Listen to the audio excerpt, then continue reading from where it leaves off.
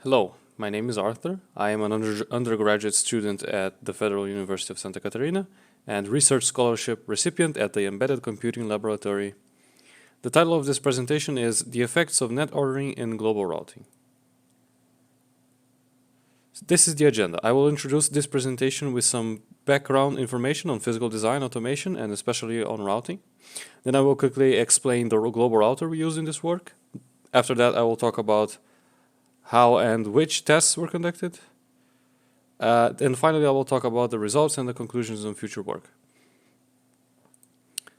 So physical synthesis is a major step in the VLSI circuit design flow and is responsible for the generation of circuit description. And it goes from partitioning, where the circuit is broken down into modules for individual design, to timing closure. An important substep to physical design is signal routing, where routing resources are allocated for the connection of nets. Signal routing is further divided into global routing and detailed routing. Global routing roughly allocates the routing resources, while detailed routing assigns particular metal layers and tracks to the nets. The focus of this work is on global routing.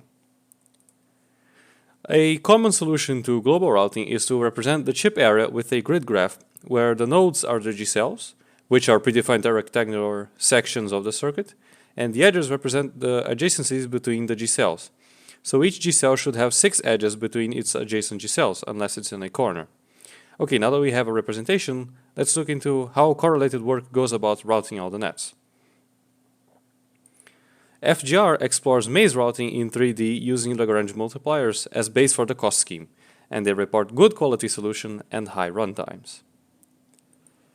Another approach implemented by FastRoute, NTHU Route, Maze Router, and FGR is to compress the routing space into a single routing layer, then perform maze or pattern routing on the nets. So then you have a 2D solution which is projected back onto the 3D space through layer assignment. This produces good results at reasonable runtimes. Archer implements both of these methods and argues that the layer assignment technique outweighs its disadvantages.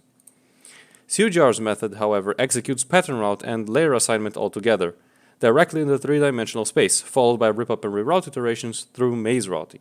Incredibly enough, this method shows great results with little runtimes. So it is known that when sequential net processing occurs, an important aspect should be taken into account, that is, the order through which the nets will be processed.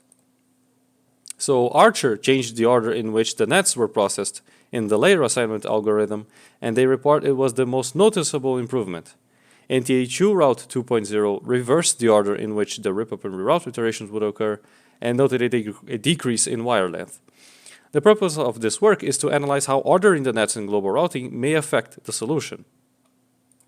So in order to evaluate that, we took CUGR's code and altered its ordering method.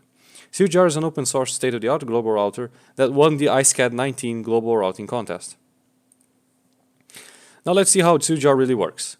CUGR has 3 main steps: initial routing, then multi-level 3D maze routing, and route guide generation and patching. So in initial routing, CUGR uses flute to generate the rectilinear Steiner minimum tree for each net. Then CUGR performs edge shifting on the edges generated, and eventually the nets are sorted in the ascending order half-millimeter wire length. A 3D form of pattern routing is employed to route each segment and perform layer assignment altogether. Next, in multi-level 3D maze routing, nets with violations undergo rip-up and reroute iterations with a maze router. The nets are sorted before every iteration. Finally, as a post-processing step, patches of guides are added where a congestion is most likely to give room to the detailed router. Okay, now we know what the router looks like. In our tests, we altered the sorting procedure of CUGR and produced 3 tests. The first one, ordering according to half-millimeter wire length. Second, ordering according to the number of pins. And third, ordering according to the number of half-millimeter wire length and number of pins summed. All these methods were also tested in both increasing and decreasing order. We also performed the unordered test, which represents routing in the order in which the nets were found in the left file. So in total, we have 7 ordering methods with the original ascending HP marked in yellow.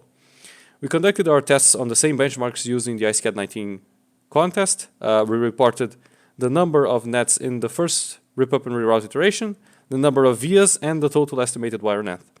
The last 2 are estimates reported by the global router. We did not run the detailed router. Okay, so let's compare ascending against descending. Here the results are displayed as a percentage of the original method. The circuits go from smallest, which is 18 test 5, to largest, which is 19 test 9. All of them have 9 layers of routing. So we see that in terms of total wire length, the smaller circuits display a less than 1% reduction in the descending cases, but an increase in total wire length in the larger cases. With the same benchmarks but with 5 layers of routing, the results are mostly the same, but lose the pattern in the descending end pins cased. When we look at the estimated number of vias, we find that the results differ from the original method in a much higher scale, with the descending case performing worse than the ascending, except for a few circuits of the descending end pins test. And with the 5-layer cases, the pattern is even more apparent. Finally, the number of nets in the first rip-up and reroute iteration is considerably lower for the descending cases except for 19 test 9, which increased in all tests. Let me bring attention to the different scale of the graph, which in the total wire length case was less than 1% between each horizontal line, then 2% for the number of vias, and now we have 25%. In the case of the 5-layer circuits, the same pattern is even more noticeable, even with the 19 test 9 case, which this time displays a reduction in the number of nets. Now let's look at the between sorting methods in the ascending and the unordered method. In comparing the half parameter wire length, which is the baseline, against the end pins, and the half parameter wire length against the half parameter wire length plus end pins, we see the number of vias is consistently higher for all the ascending methods, except for the ascending end pins HP method.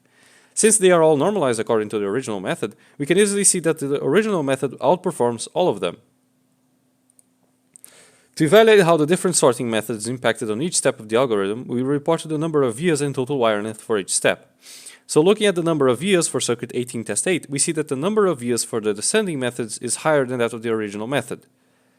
At the end of the first rip-up and reroute iteration, every case dips, but the trends are mostly unchanged. In relation to total wire length, all cases begin around the same value and then they split at the first rip-up and reroute iteration. We see them all decline, with the original method showing a slightly higher wire usage. Still, the lower wire usage of these methods isn't enough to compensate for the elevated via usage.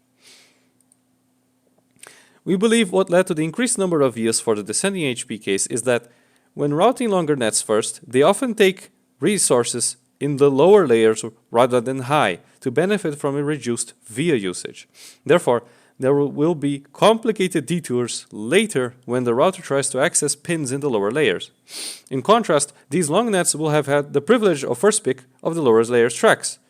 It is known that routing long planar segments to the upper layers requires less vias than assigning several short segments to those layers. That is especially true when the majority of nets are short. In this histogram, we see that 80% of the nets, which are left of the red line, have up to 16 of half parameter wire length. In our work, we found out that if you reverse the ordering of the original method, namely sorting in the decreasing order of half parameter wire length, you get 5.91% more vias on average. So the total wire length isn't consistently lower for that method, and when it is lower, it is marginally so. So in conclusion, the nets should be sorted when sequential net processing occurs, and the shorter nets should be routed first to optimize the number of vias. So future work could be conducted by sorting the nets using other parameters such as timing information. Also, by evaluating the results with a detailed router for confirmation. So here is my email for inquiries, also my GitHub fork of CUGR, where code and binaries for this work can be found. I also would like to take a moment to bring attention to Ophidian, whose GitLab link is in the bottom right. Ophidian is an open source library developed at Embedded Computing Lab at the Federal University of Santa Catarina. We are currently working on a solution to this year's IceCAD competition, which is on cell movement and rerouting. So thank you all, and I will be taking questions now.